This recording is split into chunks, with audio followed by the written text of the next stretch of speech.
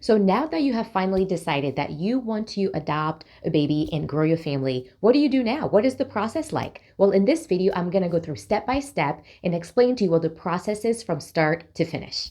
For the best adoption advice, subscribe to my channel and hit that bell button to be notified when I post a new video every Wednesday.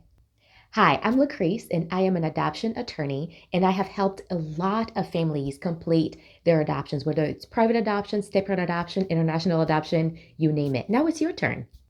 So now that you've decided that you want to grow your family through adoption by adopting a newborn baby, the very first step that you need to take is to complete your home study.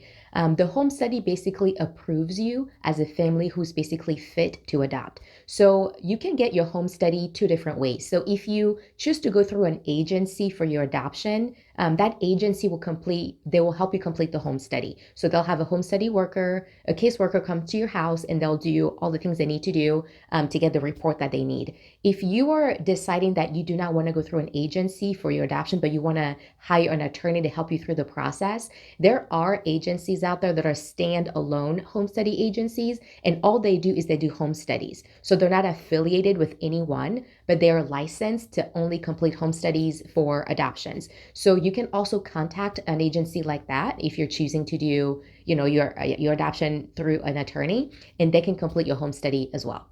So a home study is basically an investigation that's done on your family. And the point is to help you so that you can be approved as an adoptive family. So they do everything, from background checks to checking on when you went to high school, who your parents are, what you did growing up, what your hobbies are, how much you make a year. It's a very, very extensive investigation. And they just want to make sure that you have the resources that you need to adopt the child, that you are prepared for an adoption. And some agencies even require you to take classes to make sure that you understand what can happen when you go through an adoption. For example, like if you're going to do an interracial adoption, it's really important that you understand the dynamics that go with that. So that's kind of what the home study really is for. It's just approve you to be an adoptive family.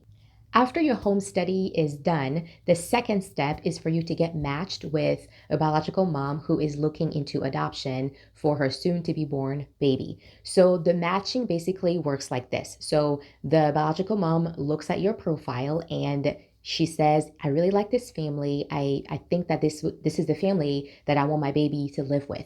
And when she picks you, you'll get notified that you've been picked, and then the process starts that way. That's basically what it means to be matched. Where are you in this adoption process? Comment below and let me know. So after you have been matched with a biological mom, the third step that you need to take is to wait for the delivery. We have to wait for the mom to give birth to the baby. Now, states differ on how long after the baby is born that the mom has to wait before she agrees to the adoption. In Nebraska, here where I practice, for example, once the biological mom gives birth to the child, she has to wait 48 full hours before she signs away her rights to that baby and agrees to the adoption. In other states like Wyoming, for example, once the baby is born, the mom can actually sign away her rights right away. And in other states, even though the mom signs away her rights, the state actually permits her to change her mind within a certain amount of time. So you have to make sure that you understand the laws of the state where the baby is going to be born and what rights that mom has when it comes to relinquishing her parental rights to that baby and to agreeing to the adoption. Now, this is true in every single state.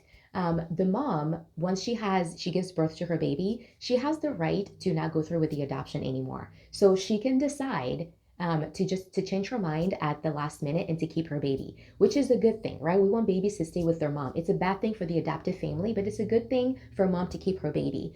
There's pros and cons to all this stuff, but it's really important that you understand that if the mom does not sign away her rights, then the adoption can go through. Now, if everything goes smoothly and the biological parents sign away their rights and all the papers are signed and filed properly, then the final step, the fourth and final step, is for you to finalize your adoption in court and make it official. In some states, Florida, for example, if you're adopting a baby from Florida, once you get there and the mom signs away her rights and you take the baby with you, you can actually finalize the adoption right there before you even come back to your home state. Nebraska is different.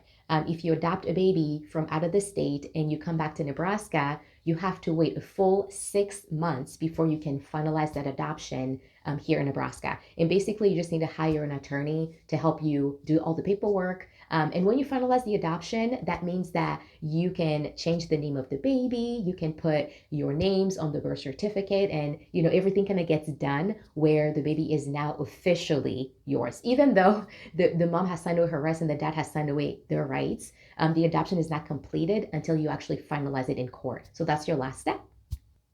Now you know what the process of adopting a newborn baby is like from start to finish. But do you know how to pick the right attorney for you? If you're choosing to go with an independent adoption and not go through an agency, you need an attorney who's experienced and who knows what they're doing. I have written a cheat sheet to help you figure out how to pick the right attorney so that you don't waste your money. You can click the link below to get a hold of that cheat sheet.